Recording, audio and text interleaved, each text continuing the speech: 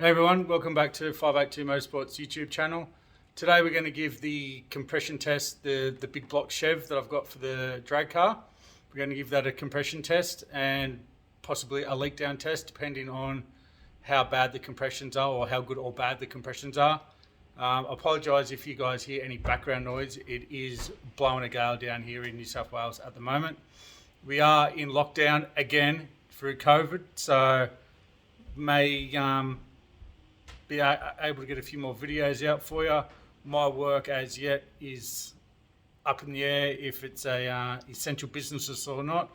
I work as a marine mechanic doing petrols and diesels inboard boats in the big boats.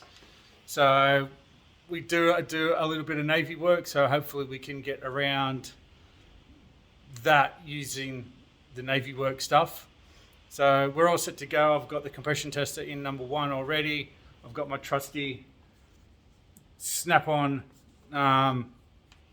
starter button. It's about the only snap-on thing I own. So let's get into it. Okay, so we've got a pad here. I like to keep a record of all the compression. So when we do it another, once car gets running, and we do a compression test, we've got something to come back to. So we've got a compression tester hooked up here. So we'll get we got the carby off, so it's straight open down to the engine. Oil pressure gauge hooked up, so we don't have a huge leak everywhere. So this is number 1.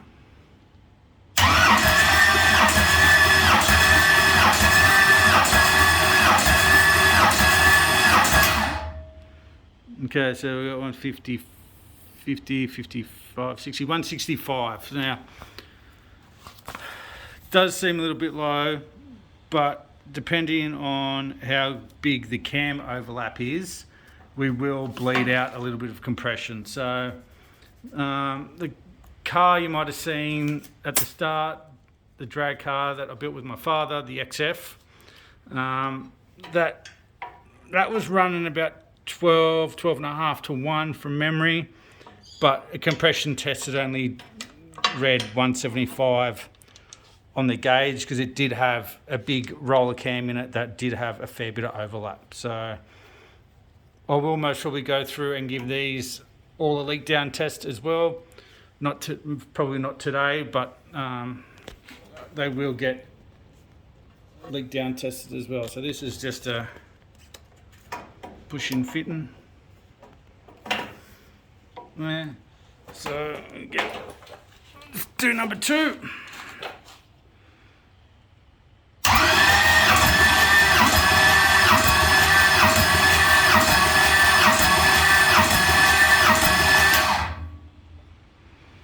So we got it's about 145. We'll get this hooked up into number 4, so we'll get into number 6. Okay, so we've got number 6 hooked back up, so we'll give this one a go.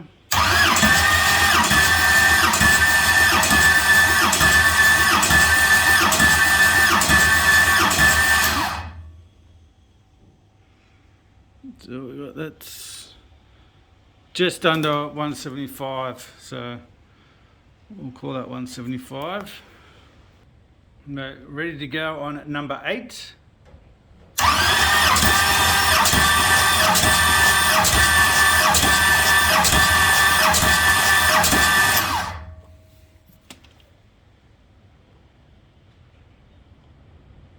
So 175. So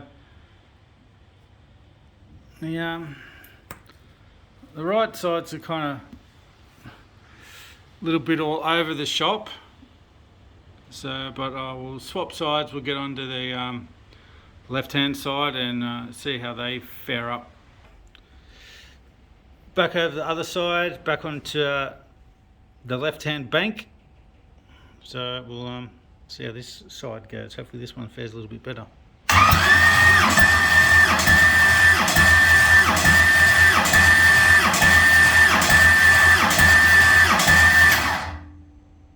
That's better. That's 190 on number 1.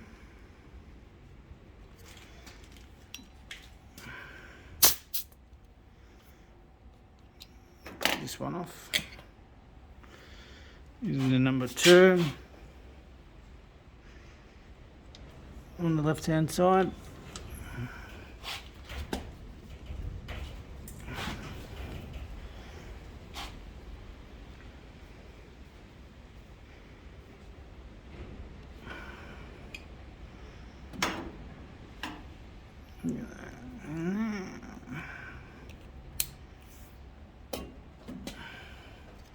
Yeah, so this is the second one on the left hand bank.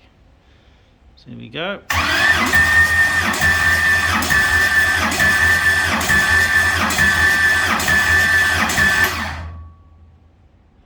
Yeah, so 180.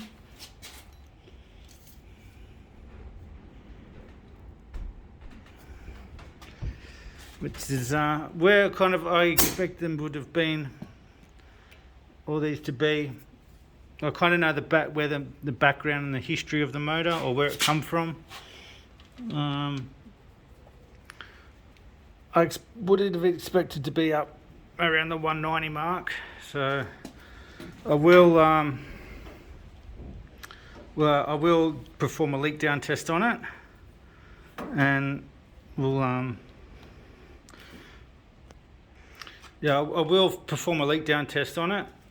Not today, I'll do it tomorrow or the next day. I do have my kids this weekend for weekend access, so I'll get to it during the week. So hopefully maybe it's just some valves, and you can whip the heads off and we can get the heads serviced.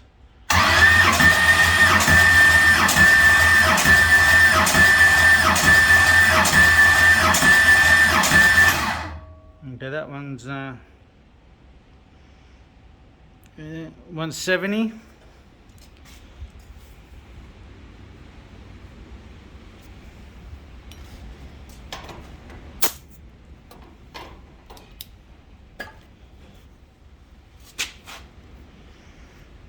I'm sure you can hear the wind. It's blowing a gale here in New South Wales at the moment. So just to add that on top of everything else, COVID, lockdowns and numbers and everything else.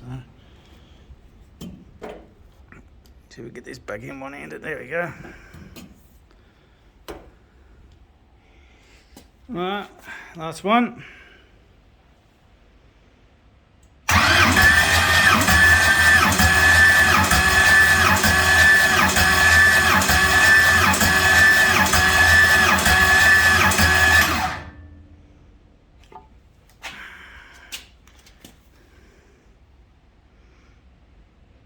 It's kind of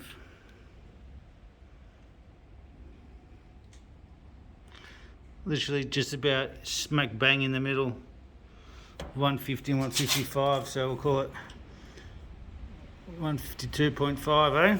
So yeah, there's the whoops, there's my finger. There's the compressions. Kind of a little bit all over the shop, to be honest. I was hoping for better than that. Okay, so compression test done. Not as good as I was hoping, to be honest. A little bit all over the shop. So I will perform a leak down test on it if they were good and kind of within 5 pound of each other, 5-10 pound. I wasn't going to bother, but there's quite a difference between the highest and lowest there. Hopefully it's just inlet valve or exhaust valve. Hopefully we won't have to pull this motor apart so soon. I've got the carby back on it, a little work tray. I'll throw the spark plugs back in it, so the engine's all sealed up. Some of you might notice I have removed the nitrous system for it at the moment. I am kind of in two minds as to run the nitrous or not full time, but at the moment I've just got a 2-inch spacer plate there between the manifold and the cable for a bit more plenum volume. So if push comes to shove and I've got to rebuild the thing, I'd most probably lean towards maybe going up in comp, a bigger cam, and trying to get up around the 1,000 horsepower mark naturally aspirated.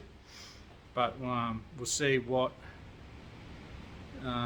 cost is for all that. Hopefully, you know, it wouldn't be maybe just a set of pistons, a cam and some lifters, some push rods. So hopefully maybe we can use the, if not, you know, maybe try and reuse the pistons, maybe see where we are at the moment.